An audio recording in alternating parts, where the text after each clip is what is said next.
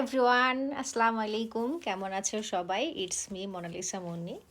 আজকে আমি তোমাদের সাথে শেয়ার করব, আমি দুটো গাছ কিনেছি বলতে ভেজিটেবলের দুটো চারা নিয়ে আসছি। তো আমি সেটাই তোমাদের সাথে শেয়ার করব, দেখতে থাকো। বাহ, কালকে গাছটাতে পানি দিয়ে অনেক ভালো হয়েছে। মানে দুটো ভেজিটেবলস, এখানে বলে চিসাইকি। তো সিসাইকি, একটা হলো নাসু, আর একটা টমেটো। আবার টমেটো শুনলে সবাই আবার অনেকেই বলবে যে আপু টমেটোকে কেন টমেটো বলছেন। তো জাপানে টমেটোকে টমেটোই বলে, আর বেগুনকে বলে নাসু। সো এই যে দুটো গাছ, আমি এখন গাছে একটু যত্ন নিব, ব্যাক ক্যামেরায় দেখাচ্ছি।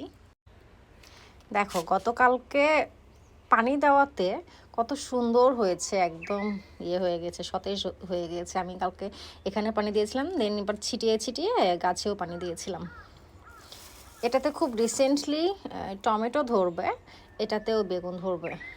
আমি এখানে আরও গাছ নিয়ে আসবো আর কি, সবজি ফুল সবই নিয়ে আসবো আস্তে আস্তে।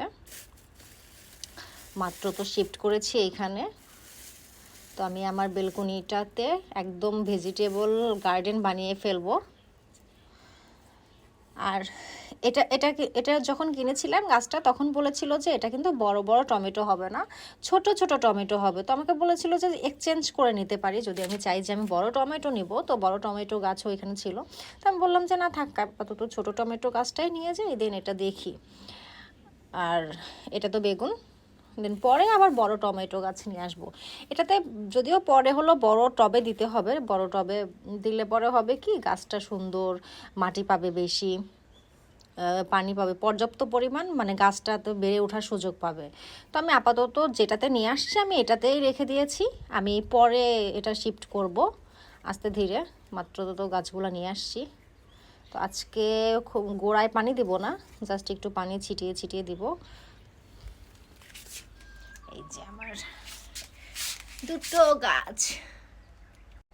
যদিও আমার গার্ডেনিংয়ের খুব একটা ভালো অভ্যাস নেই, তবে আমার মাকে দেখেছি আমি প্রচুর মানে গার্ডেনিং করতে।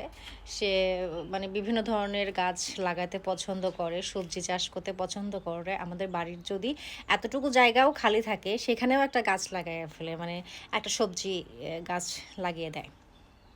তো সেই ধারা অনুযায়ী ভাবলাম যে আমার এত বড় একটা বেলকনি আমি ফেলে রাখবো কেন, আমিও চাষ করি। আর জাপানে তো সব কিছু খুব এক্সপেন্সিভ,